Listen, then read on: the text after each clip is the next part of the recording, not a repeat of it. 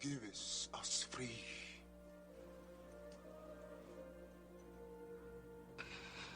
Give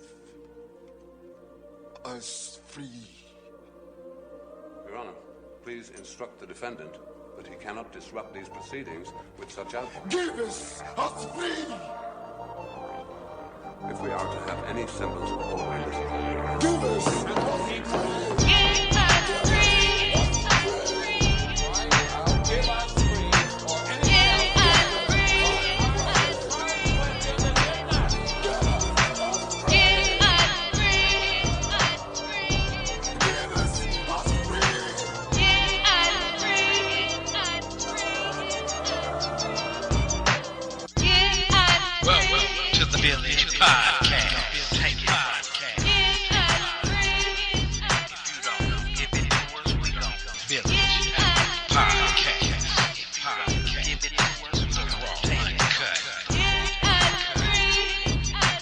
Peace, unity, and welcome my conscious and unconscious family and friends.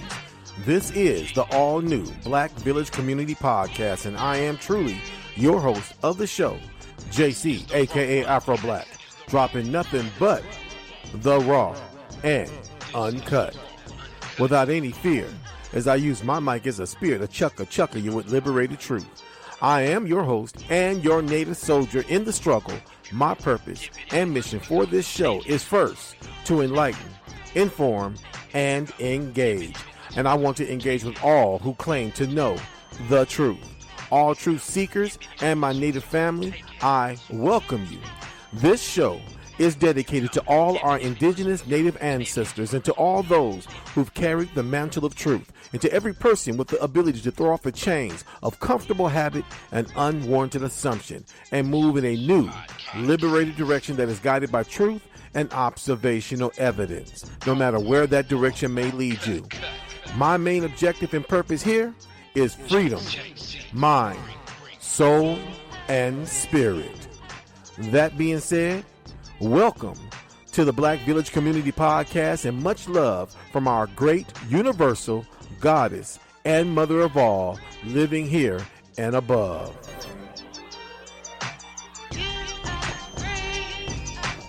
AC in the house. You know I'm proud to be black, y'all, and that's a fact, y'all. And if you try to take what's mine, I take it back, y'all. It's like that. Licky, licky, licky, licky, licky, licky, licky, licky, licky. All that people hear the serious song. It's right, not wrong. I should stay right on. I gotta tell you something that you all should know. It's not a mystery, it's history, and here's how it goes. Now Harriet Tubman was born a slave. She was a tiny black woman, but she was raised. She was living to be given. There's a lot that she gave. Is not a slave. In this day and age, I'm proud to be black. Goddamn, I'm tired, my man. Don't worry about what color I am, because I'll show you how ill this man can act. It can never be fixed because it is all back. And if you give it away, I will not turn back. I'm proud of my name. My name is Daryl Mack. I'm black and proud, and I'll say it out loud. I'll share my story with the whole crowd.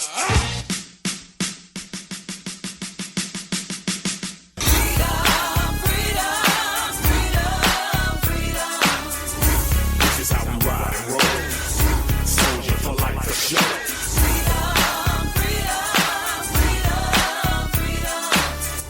We interrupt this program to give you this special report.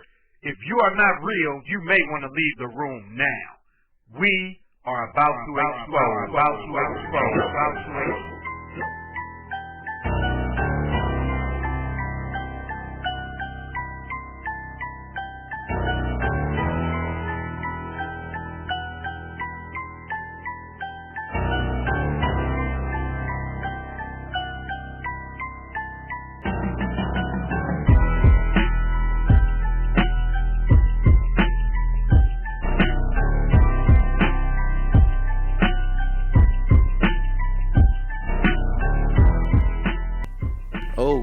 Okay. I'm sorry, people. I've had some issues with some technical difficulties. The whole time I thought I was talking on the air, my mic was not giving any sound. So now I'm here. I'm getting things started. Everything has gotten started. I know you heard my intro to my show, so things got a little started on the edge there. We're going to come back with this, and we're going to get things going. We're going to get things going one way or another. So this is JC, aka for Black. I'm here with you the whole time. I'm sitting here reverberating on the microphone. My microphone was not working. My microphone was off, so I just had to get my microphone started. But I am here with you for another delicious Black Sunday to drop nothing but the raw and uncut here on the Black Village Community Podcast. You can chime in. It doesn't cost you a dime. Just a bit of your conscious time to chime in. You can chime in at 855-445-9340. You can also chime in at 857-232-0155. Doesn't cost you a dime, just a bit of your conscious time to chime in here at the Black Village Community Podcast. And as I was trying to convey while I was having microphone issues, today's podcast topic is Black History is Indigenous Native History. Again, Black History is Indigenous Native History. That's the podcast topic today. I also got some updated information, some newsworthy information I want to share with the conscious community as well. I'm going to get things started with that. And that news, let me turn down my background song here. Tribe Called Red. Okay, yeah. That information is that I want to share before I get into the podcast topic, which is going to be about the Constitution. Today's podcast topic is about the Constitution. I want to talk about the framers of the Constitution.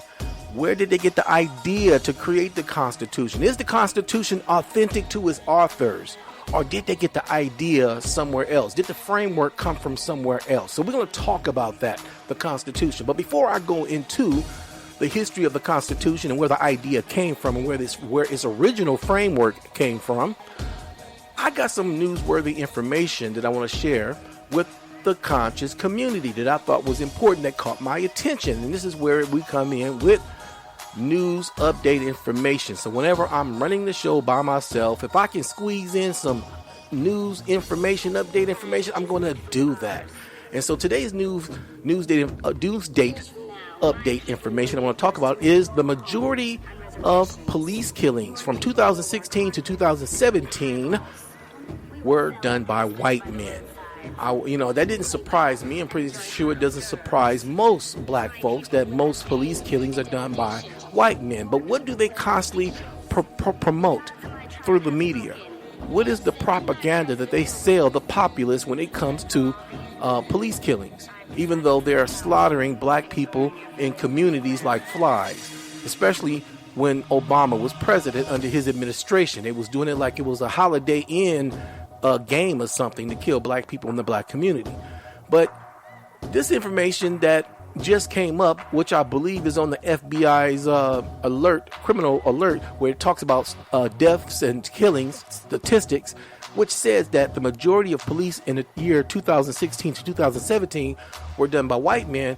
That's not being really spoken about. So I found this information on News One Now, which is hosted by Roland Martin. And so I'm going to let him tell you what's going on, and I will get back with you. But I'm also letting everybody know I had some microphone difficulties, and that was the issue in the beginning of the show. But I am here, JC aka for Black, to share nothing but the raw and uncut. So we're going to get started with this, and I will be back, and we will talk about the subject matter of the Constitution and the framework and the original authors of the Constitution. I see there's somebody also sitting here in the conference room. Just hold on. If you have anything you want to say or add, I'll get with you in just a second. I'm trying to get things rolling. So I'm going to start this off with this news update that I want to share with you, and I will be back with you in just a few seconds.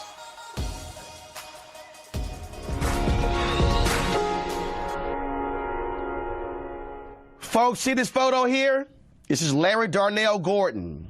He is a man who shot and killed two bailiffs, shot a deputy sheriff as he was trying to escape custody in a courtroom in Michigan.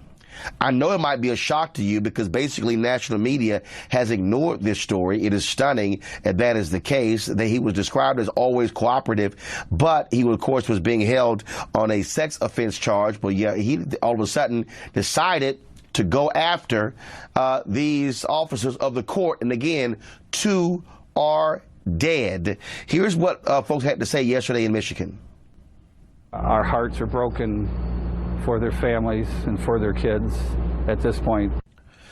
Now, here's what's interesting to me, folks. This year alone, 71% of police officers who have been killed by whites. But if you look at the debate happening around the country, you swear black folks are taking out cops left and right.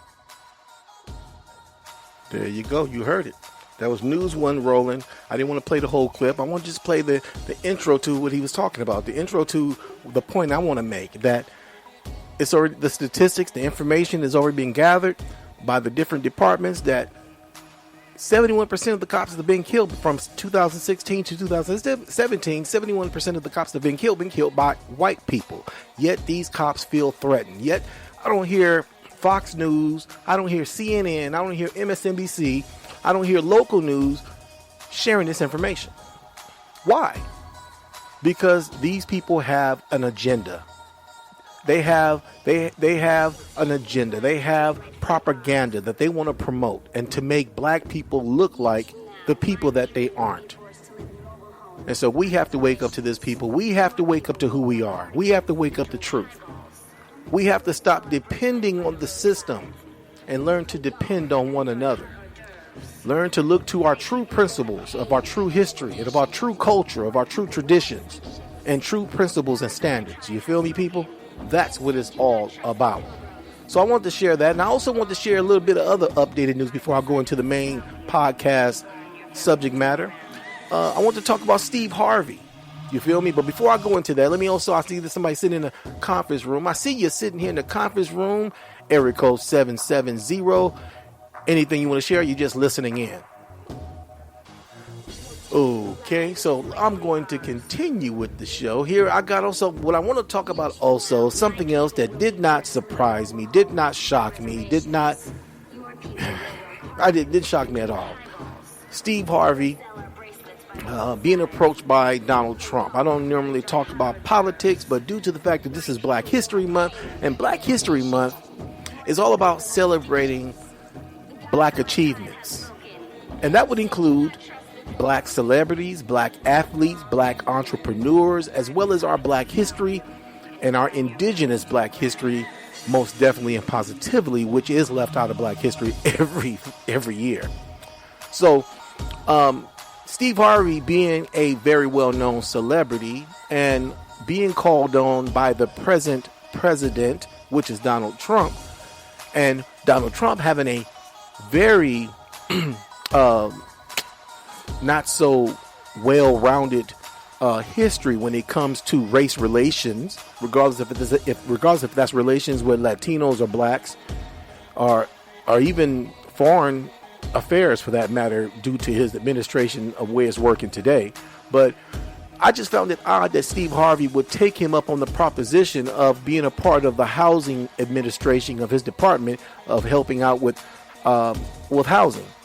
I found that quite odd, because due to the fact that he has no experience in that field, and he's a comedian and a television celebrity, and a black man at that, doing business with a man who has a very shady history and connection to organizations and people who are not good people. You feel me? To be honest with you, I mean, it's very well known that everybody know that Donald Trump has been connected to white supremacists, and he has spouted a lot of things out of his mouth that was very prejudiced and very offensive to the black and the Latino community. So for Steve Harvey, it makes him look like a house Negro. It makes him look like a coon. And, you know, there's been a lot of people out there that's been calling Steve Harvey out. I've always believed, and I've always said this, that we as a people, if we are going to be a people of truth, if we're going to unite as a people, if we're going to wake up to the true identity of who we are, I'm talking about black people here in North America, that we are the children of the indigenous. We are the children of the first people of Turtle Island. We are native to America, and we are indigenous to America because we are the children of the original indigenous people of North America. If we're going to wake up to that truth, then we have to wake up and expose those who cannot be trusted, who look like us. People like Steve Harvey. You feel me? And a host of those out there like Oprah Winfrey. You feel me? We have to wake up. We have to expose these fools, because these are the very ones who are no different than the ones who traded our people in the beginning when the Europeans first came over here and colonized. So I've always said that we have to be a people of truth. And so I also want to play, now you might say, what does this have to do with our topic? This is news update. I want to play T.I. T.I. weighed on this situation, and I love what he was saying. I love the way he was exposing things and dropping the raw and uncut. So let me play this right here, and I will continue. Hey, what's happening, everybody? Man, happy King Day to you. Man, I'm just getting up, and I'm seeing all this stuff on TV, man. Look, I'm going to tell all you celebrities, black, minority, all of you, man, athletes, man, all of you, look, let me tell you something. There's a strategic plan that people are trying to make you a part of, okay? So do not accept any invitation to have any meeting, no matter how positive you think the outcome may be, without understanding, man, people have a very Willie Lynch agenda, okay? And you being there, being seen with them, taking pictures and smiling and being positive, it may seem positive to you, but there's a hidden agenda, man. And you might not know it, but now you have been warned. Do not go in there unless you have a strategy or you with John Lewis or somebody who can represent us. Okay, man, so let me be specific with you, man. I'm explaining to you in great detail. All right, step by step. I seen all these people over the weekend going back and forth in and out there, man, offices. And if you want to take a picture, then cool. That's what you do. But let me show you exactly where they coming from, okay? They seen how adamantly against him being president, the hip-hop community and the young black people was in America. So what do? They get Kanye West to come in. Well, he's their representative. They listen to his music. They buy his shoes. They go see him in concert. Well, surely if we take a picture with him, he smiles and says he's cool with it. They'll fall right in line. Okay. And also, you got black women. They were against it. Well, who speaks to the black women? Steve Harvey. Let's get him in here. He'll take a picture. He'll smile. He'll say it's cool. They'll fall right in line. Who else? They love football. Let's get Ray Lewis. Let's get Jim Brown. They were the heroes. Surely if they say they cool with it. And also on the week when you going back and forth with Martin Luther King, homeboy, one of the most prolific civil rights activists of our times, you going to get Martin Luther King's son or Martin Luther King Day to come in there and meet with you? And y'all got to see this, man. Divide or conquer. Okay, so this may sound a bit more critical, you know what I mean? And not that I want to sit at a judgmental seat or that I'm holier than thou or nothing like that, man. But, I mean, I don't want kids looking at this, man, and think just because I ain't saying nothing that I'm all right with it, you know what I mean? And first of all, let me tell you this. There's nothing wrong with sitting down across from anybody, no matter how different your views may be from theirs or, how different your backgrounds may be. As long as they give you the basic human decency of respecting your values, respecting your ancestors' legacies, and they're not representing hate groups that are adamantly against your advancement and progressions as a people, all right? With that being said, Kanye, what the fuck you doing, man? Steve, man, you know way better than this, man. You know what I'm saying? Jim Brown, really? Martin Luther King, man, it's your goddamn daddy birthday, bro. You gonna go and sit down with, hey, man, divide and conquer, bro. You know what I mean? Willie Lynch, read up on it. Don't be a part of it. Be against it. That was T.I. dropping the raw and uncut. Boy, I heard that. I was like, go ahead, T.I. Now, T.I. is a celebrity. But obviously he realized that he is a man and a black man first with integrity. That made me feel good to hear somebody like Brother T.I., who is a very well-known rapper and actor in the entertainment industry, to take a stand and check Kanye West, check Steve Harvey, check Ray Lewis, he checked them fools. Man, number raw and uncut. That was Brother T.I. So I want to share that. There's also another one. D.L. Hewley was on it. D.L. Hewley, it was on it. Now I have the audio cast with Steve Harvey making his lame excuses about what he was doing. I was gonna play that, but I thought, I don't even want to waste my time with that due to the fact that my show got started a little late and I had some microphone issues. But I don't even want to go there with that. So I just said, I just want to play, the brothers who are dropping the raw and uncut on about what's going on, that is exposing these house Negroes for who they are. So, let me play D.L. Yulee, and then we're going to get into the meat of our podcast, which is the framework and the original architects of the Constitution. So let me just play this, and I will be right back with you in just a few seconds. That anything a man does, like I think athletes and entertainers going to talk to Trump is not a thing I would question. I never question like Steve is a good cat, and I've never known him to do something that I didn't believe was earnest for the most part. I never questioned his motives, but I most certainly only question the motives of a man who I've seen. I've watched what Donald Trump does, and so have you. There's an old saying that says, never trust a naked man who offers you his shirt.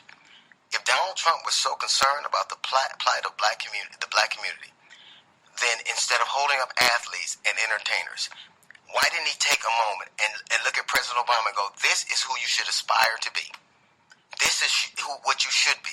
You know how impactful that could have been if instead of the country, the United States of America, and a large part of it, denigrating a man who only did what they said he could do. Anybody can be president. He lived up to it, and instead of holding him up as an example for all of us to aspire to, you denigrated him. You didn't take the opportunity to build, you destroyed, because you don't want to see us in certain positions. It's ironic that Stephen A. Smith talks about how athletes could be instrumental and entertainers could be instrumental. Nobody can deny that. But let's be clear. Most of us who are athletes and entertainers became proficient at what we do to get out of the situations we were born into. I became good at what I did to get out of the situation I was raised in, to get out of a situation I saw no hope in, to get out of a situation to make my family's life better. Now, how am I, or anybody like me who worked hard to get out of a situation, in a position to tell you how to stay there? Athletes, entertainers, they have valuable voices, and I would not denigrate them. I'll say this. We, on the regular, have to have representatives who speak for us. Athletes often, and entertainers, we're the only group of people besides prostitutes that have to have people argue for our money. Black people, in general, our community isn't a place. It isn't where we all live. It's an idea, like a church. It isn't a building, it's the people. Black people, in my estimation, don't need provisions. We need vision.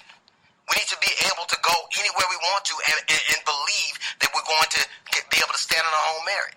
And I think America, by a large degree, blew it when they said they denigrated this man instead of holding him up. Whether you agree with him or didn't agree with him, he is an amazing individual who should be an example for us to aspire to. I hope that my son doesn't tell jokes for a living or get on the radio for a living. I hope that my son and daughters elevate my position. I hope that they become greater than I could be. I hope that they use their intellect. We shouldn't live in a world, or we shouldn't believe that our community is where they told us we had to stay. Most of the communities we live in, we had to be there. And I find it disingenuous that we had to live in those areas. We had to live where they put us. We had to live across these tracks. We had to go to these schools. Most of the areas where they put us was where they wanted us to stay. So I find it hard for me to put myself in a position where I will tell somebody how to stay where somebody wanted me to. I don't think we need provision. I think we need vision. I think we need to understand we can go and do and be anything. Most of us will never be athletes or entertainers or rappers, but all of us can use our minds. And when you say, let these people come in and show you how to fix it, and you don't bring in a man who did it with his mind and his intellect and just studying it and working hard, then you're being disingenuous. You're being disingenuous. Never trust a naked man who offers you his shirt. We live where we have to live. Donald Trump in the 70s wouldn't rent to black people because he didn't want them to ruin their neighborhoods. We live where we had to live. The only place we can live is what we do. And now that man is going to be the one that helps you fix it when he's a part of a perpetuation of the problem. Never let a naked man offer you his shirt, and that's exactly how I see it. I don't question anybody's motives except that man's. Because if he truly, truly, truly cared about the plight of the black community, then why instead of holding up athletes, he didn't hold up an excellent scholar? Why didn't he hold up a man that should be inspirational to us? Hey, today is Martin Luther King Day. Ain't no athletes get no day like this. Ain't no jump shot ever changed the world as much as he did. And there ain't no joke ever done it either.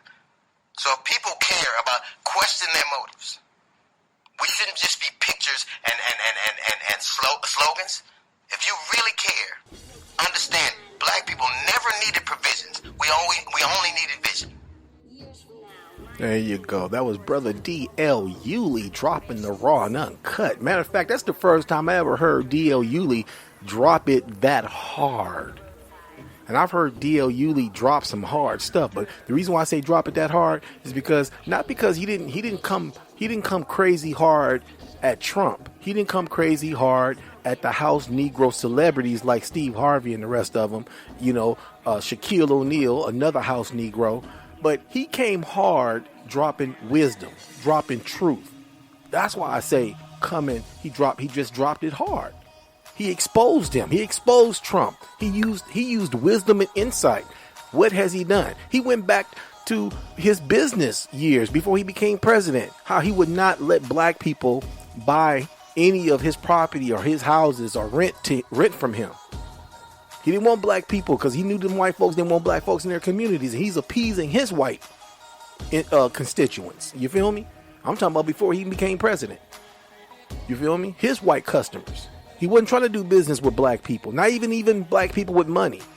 So the question is, where he coming from? How is he going to help the black? He ain't going to help the black community. So what the hell is Steve Harvey doing? So that was just a news update. It might have been a little lengthy and long, but I thought it was important to share that. We as a people have to be a people of integrity.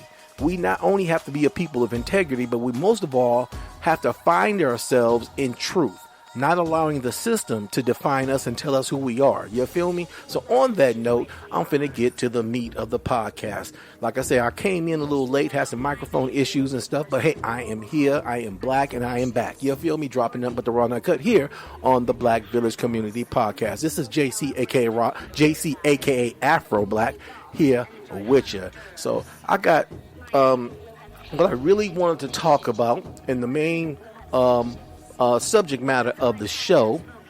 Like I said, was going to be about the Constitution, the constitutional truth, the truth of the Constitution. Most people know about the present day Constitution, and they talk about that and how it was drawn up by its so-called framers, but they don't know the fact that there was actually a Constitution before the Constitution that we have now, and that Constitution was called the Articles of Confederation. Now the question is, where did that come from? Now, if you want to say, well, that was the framework and that was the foundation for our present-day Constitution. But where did the idea for the Articles of Confederation came from? But so before I go into giving you a little history, I have an audio cast that's going to give you the history of where the authors got the idea, where they got their framework and foundation from, you know, for the Articles of Confederation, which led to the present-day Constitution. Let me read to you the actual people who so-called who are giving credit for the foundation of the Constitution and even the Articles of Confederation.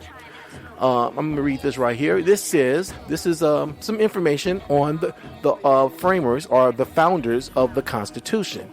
The founding fathers of the United States of America were political leaders and statesmen who participated in the American Revolution by signing the United States Declaration of Independence, taking part in the American Revolutionary War, and establishing the United States Constitution. In 1973, historian Richard B. Morris identified 7 key founding fathers: John Adams, Benjamin Franklin, Alexander Hamilton, John Jay, Thomas Jefferson, James Madison, and George Washington. In the winter and spring of 1786 and 1787, 12 of 13 states chose a total of 74 delegates to attend what is now known as the Constitutional Convention. Of these 74 delegates, only 55 helped to draw what will become the Constitution of the United States. Now, down to some more information on before we got our present-day Constitution. The Continental Congress adopted the Articles of Confederation, the first Constitution of the United States, on November 15th, 1777. However, The ratification of the Articles of Confederation by all 13 states did not occur until March 1st, 1781. The Articles created a loose confederation of sovereign states and a weak central government, leaving most of the power with the state governments. The need for a stronger federal government soon became apparent and eventually led to the Constitutional Convention in 1787. The present United States Constitution replaced the Articles of Confederation on March 4th, 1789. So now, that's a little history on the Constitution. There was a Constitution before the present day Constitution. I would encourage anybody who wants to know about the Articles of Confederation, please go look it up. You can Google it. You can go to your local library, and you can get that information. Now, to go to the meat of the situation, where did they get the information to create the Constitution? Where did they get the information to create the Articles of Confederation? Because most people would say, well, the Constitution came from the first Constitution. Anybody who knows any real history, like what I'm talking about right now, would say, well, the Constitution came from the Articles of Confederation. Where did they get that information? How did they come up with those ideas? Where did the foundation come from? Did these ideas originate with its founders and forefathers, where the credit is given today? Well, I'm here to tell you, no. These people who they're giving credit to, Benjamin Franklin, Alexander Hamilton, John Jay, Thomas Jefferson, James Madison, and George Washington, and even those who are connected to them, who were present at the signing of this Constitution, or even at the presentation of the Articles of Confederation, which was on November 15th, 1777. I want you to know, they did not come up with these ideas just out of the air. They did not come up with these ideas on their own. These ideas are not authentic with their so-called forefathers. I'm going to let you hear an audio cast that's going to give you the history on where they got these ideas and where did they get the foundation and where did they get the principles and standards to create the Articles of Confederation and the present day Constitution, which most people today honor and respect. So kick back, relax, listen to this little bit of history, and I will be back. Before Europeans arrived on what they would name North American soil, 5 nations came together and formed a confederacy. They were guided by the will of the people, and they created a constitution with 117 articles that guaranteed the rights of the people and the responsibilities of their leaders. That constitution, the great law of peace, still guides those people to this day. So who are they? Well, those Europeans we mentioned would call them Iroquois, but that's not really their name. They are the Haudenosaunee, people of the Long House. We don't know exactly when they formed their confederacy, only that it certainly came before the arrival of the Europeans, perhaps by as much as a millennium. We also know the name of one of its founders, Hiawatha.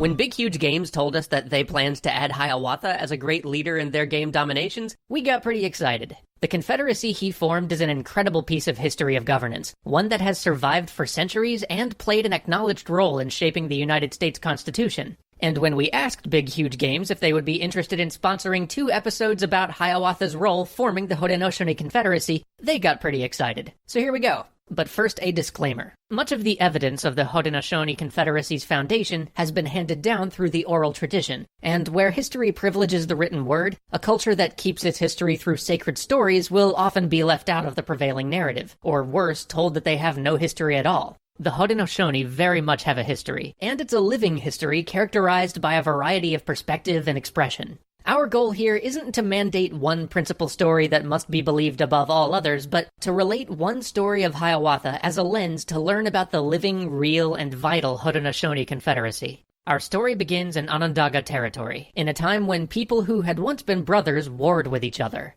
A chief named Tadodaho led the Onondaga into battle after battle. He was ferocious, to the point of viciousness, and although he won many battles, his victories never brought peace, and his lust for violence only grew stronger. The lesser chiefs of his tribe lived in fear of him, and Tadodaho treated them like scum, whose only purpose was to praise and obey him.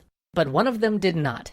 His name was Hiawatha. Hiawatha was grieving. His wife had been taken from him by raiders long ago. 2 of his daughters had died of illness that couldn't be cured, and then his 3rd daughter, whom he cherished and tried to protect, died in a tragic accident. Hiawatha found himself looking back on a lifetime of war with regret. This sorrow he felt must surely be shared by everybody who had lost a child or a loved one. War seemed to him like the worst cause of this grief, since unlike illness or misfortune, war could be avoided. At least he believed it could be. He called a council of all the Onondaga chiefs, including Tadadaho, to propose a peace. According to stories he'd heard, their brother tribe, the Mohawk, had embraced a peaceful way of life, and were no longer waging war on anyone. Hiawatha said, if we unite with them, we can protect each other. We'll have no more need of war. Tadadaho hated that idea.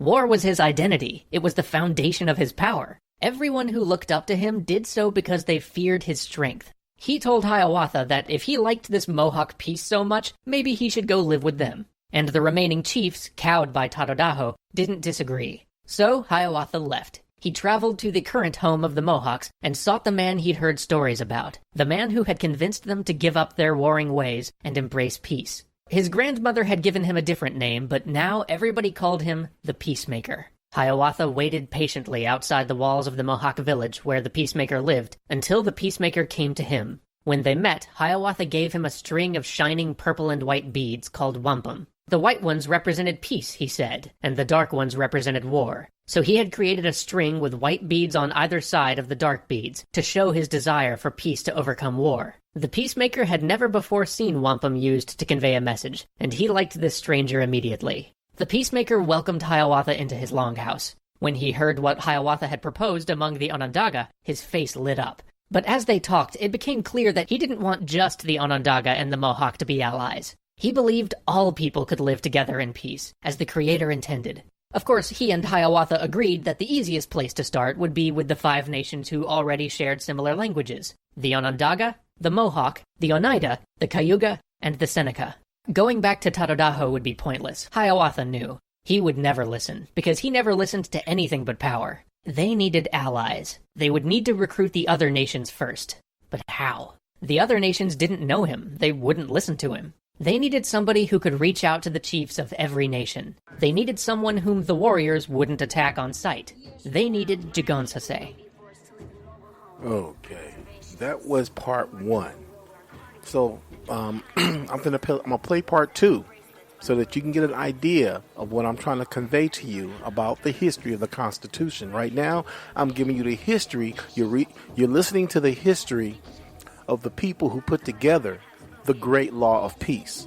And the Great Law of Peace, I'm going to tell you straight out, the Great Law of Peace is where the foundation for the Articles of Confederation and the foundation for the Constitution, where it came from.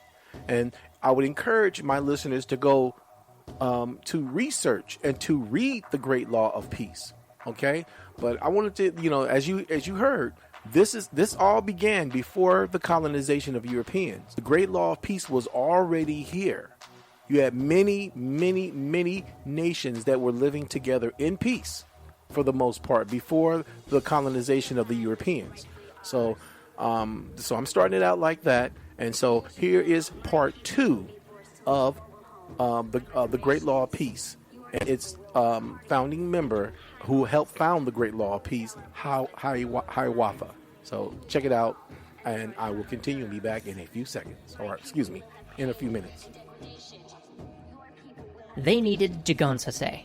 She had become something of a legend among the warriors. Her longhouse stood at a crossroads, and many warriors sought refuge with her on their marches. She was a Seneca woman, but she allowed anyone to stay in her longhouse as long as they agreed to keep her peace. Often, when warriors of different nations came to her on the same day, she would feed them dinner from the same soup bowl. Tradition dictated that anybody who shared food became kin, and they were forbidden to fight each other. Thus, in her own way, Jigonsase had been forging small alliances across the 5 nations for years. They visited Jigonsase at her longhouse, and the Peacemaker explained that he wanted to build one just like it, one that brought together all 5 nations under one great law of peace. Women like her would be the backbone of this new peace, because women were keepers of the earth and leaders of the clans. Clan mothers would be empowered to choose the chiefs, to remove them if they failed in their responsibilities, to call councils, and to review new laws. He asked Jigonsase to be his messenger to the women's councils in all the nations, and to bring his message of righteousness, health, and power.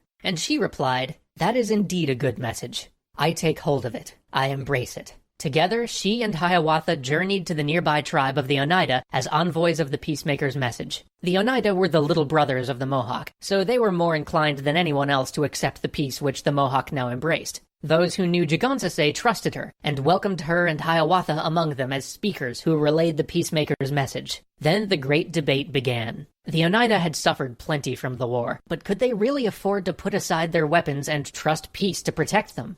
The elders argued that peace had been the way of their people since the land had been given to them. That was the past, though, and now they had many warriors who lived to fight, and enemies who wanted to destroy them. Arguments were levied on both sides, and the discussion raged for a full year. But the peacemaker was insistent. War was an aberration, a betrayal of the wishes of the Creator, and of the interests of the people. If they wanted to be strong, truly strong, they would have to lead the way with their own choices. They must choose peace. They owed it to all of the casualties of war whose bones lay in the ground, whose futures had been cut short. They owed it to themselves to make a new future. They could live without fear if they learned to put hatred aside and unite with a new strength of purpose. Once they embraced peace, others would follow, and they would all gather strength like a ball in the snow. His passion impressed the Oneida, and his arguments won them over. Finally, they agreed.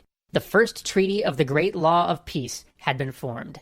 Inspired by their success, Hiawatha wanted to return to the Onondaga with this message, and the news that 2 tribes had now embraced it. Tatodaho enjoyed his power, but surely he couldn't stand against 2 tribes united in peace. The peacemaker was willing, but Jigonsase had her doubts. She had heard terrible stories about Tatodaho, his cruelty in war, and his violence toward the women of his own house. "He has an evil heart," she said. "Men like him could never be brought to peace." The peacemaker replied, "It is exactly men like him that I must speak to." So together they journeyed back to the Onondaga, where Hiawatha called together a council. Tatodaho sat across from the peacemaker, and did not listen. Once again he told them that he had no interest in peace, and he wouldn't tolerate any further negotiations. If the Mohawk and the Oneida wanted to embrace this great law of peace, fine for them. That just meant they would leave him alone so he had fewer enemies to defeat, and he had every intention of continuing to make war on his enemies.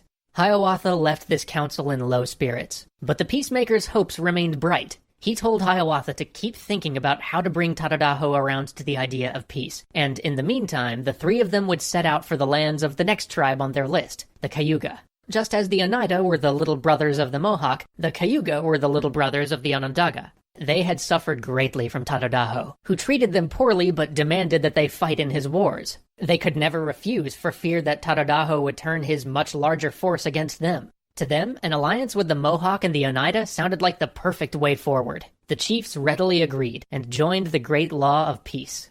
Now they had taken an ally from under Tatodaho's control. They had diminished him. Perhaps they could remove him from power entirely, but that wasn't what the peacemaker wanted. He needed the people to unite, to choose peace, and to come together like a family. In a family, no one was beyond saving. Luckily, Hiawatha now had a plan. Join us next week as the peacemaker and his speakers return to confront Tatodaho and bring the last of the 5 nations together under the Great Law of Peace.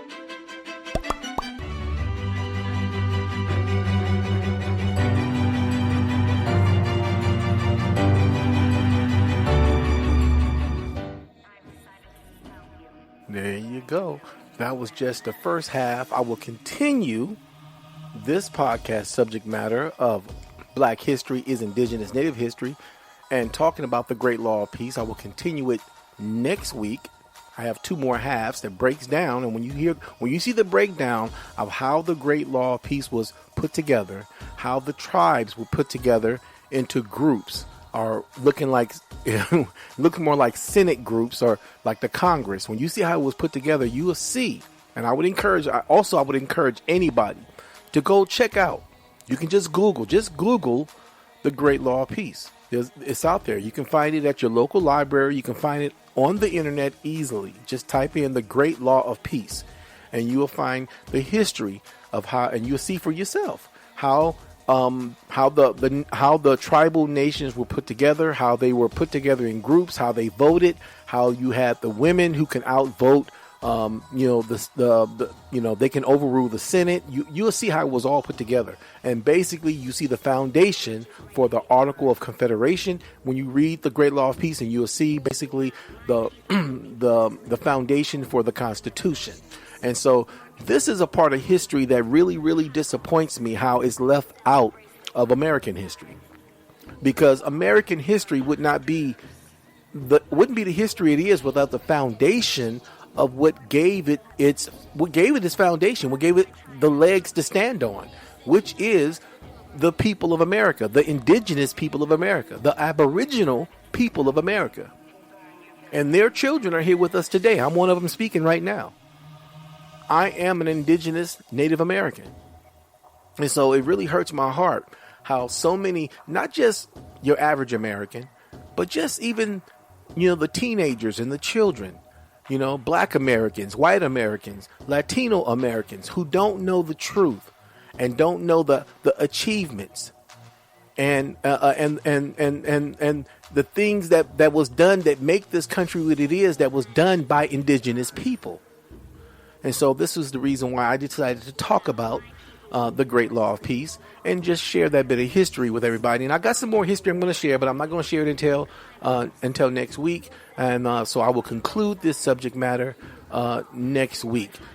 But before I go, I also want to say that the intro music to my show that you heard, that was a cut by Run DMC, that it is titled Proud to be Black. So the intro to my show, the music that you heard, the rap music that you heard in the beginning of the podcast, that was a cut by Run DMC that is titled Proud to be Black. So I had to play that. I'm also going to play that at the end of my show so you get a chance to hear a portion of the song again, Proud to be Black. I had never heard it. I didn't even know Run DMC did a song called Proud to be Black, which is a Black history rap song I thought was tight.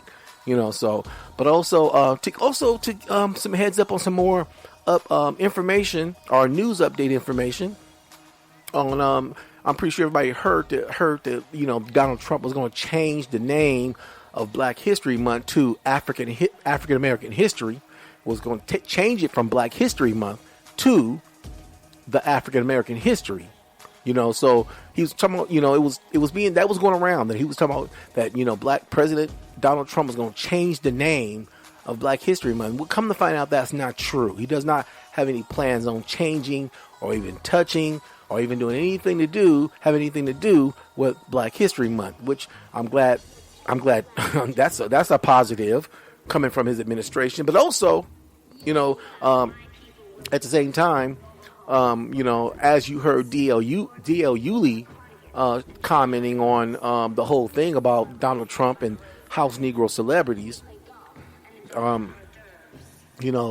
he did not show any real friendship to the former president, and I don't really too much talk about Barack Obama because Barack Obama didn't really do anything for the Black community. He didn't show any real care, in my opinion, or concern for the Black community. So when I saw that the coming in president of Donald Trump, he didn't really show himself friendly, in my opinion, to former President Obama. And when you look at the footage of him and Donald Trump sitting together, Donald Trump looks very uncomfortable, like he didn't even want to shake his hand. I'm just talking from my perspective. So, so for Steve Harvey to say that, Barack Obama's administration and Donald Trump's administration are the ones who called him in, that's the only reason why he was there to meet with Donald Trump at the Trump Towers. If Barack Obama told him to meet with Donald Trump, that was still another House Negro move, which would not even surprise me, because even though Barack Obama has done some good things, for the most part, in my opinion, he looked very much like a puppet for the system. Basically, he looked like a House Negro. So on that note, I just had to say that, wanted to throw that in there as well. But I will be here every delicious Black Sunday. Hopefully next week I will have a better podcast, with no interruptions, no microphone issues, so next week hopefully everything will fall into place like it's supposed to. Right now I'm having my Right now, I'm having issues with my my conference room just closed up on me, but it's okay. You know, I will still do what I do as I always do. It's not going to stop me from doing what I do. I will continue to do my show, continue to drop nothing but the raw and uncut and share with the conscious community as I always do. My people. So you can always join me here at the Black Village every Sunday from 3 to 4 p.m. Pacific Standard Time. You can always chime in. Toll free, won't cost you a dime. Just a bit of your conscious time. You can chime in at 855-445-9340. You can also chime in at 857-232-0155. And you need the conference key to get through the conference door, which is 947595. Right now, my conference room is down. It just abruptly shut down. So I'm at the end of my podcast segment, so it's all good. I will be back. I will be black. I will be indigenous, and I will be aboriginal, dropping nothing but the raw and uncut here on the Black Village Community Podcast. I love my people. I love peace. I love love. I love my indigenous history. So people, please, if you have any questions, you can always join me. You can always call in. If you just want to ask a question, if you're just curious, if you just want to ask me why I do what I do, please don't hesitate to call in. My conscious people, my African conscious people. Like I said, I'm not against African consciousness because African consciousness is a beautiful thing for the African. What I'm against is a reclassification and a falsified reclassification to a people who that identity is not really for. You feel me? So that's what I speak about. That's what I speak against. And that's what I also shed truth and light on. People here in North America, black Americans, those who have history in this country that goes all the way up before the founding formation of this united country. Those of us who have slave history in this country going all the way back past 5 generations who are called African Americans. We aren't Africans and we aren't African Americans. We are indigenous, aboriginal, black Americans. You feel me? And so that's the truth we have to learn to embrace, because most of us don't even know about that history. Most of us don't even know about that truth. And so we have to be a people of truth. And that's what I want to leave you with today before I close my show. As I always say, we have to be a people of truth, because for the most part, we aren't, because we don't know the truth. We've been given misinformation. We've been lied to. We've been manipulated by the school system. We've been manipulated by the media. We've been manipulated by our own family and friends who are also manipulated and ignorant to the truth of black history, black indigenous history. You know, like I always say, I'm going to say it like this. You go to a reservation, you see poverty, you see churches, and you see liquor stores. When you go to any hood, you see poverty, you see churches, and you see liquor stores. So what make you think you're not on a reservation? So all these achievements that we ascribe to African Americans, these are achievements by Native Americans who had to take on an identity of being African American because they was hanging us. But you think they was hanging people because they was Africans. And that is the truth. You think they were hanging us because we were Africans. They were hanging us because we were the children and we were the descendants of the original first people of Turtle Island, the Aboriginal indigenous people of North America. That's why they were hanging us. So people, it's time to wake up. And so I'm closing up on that note.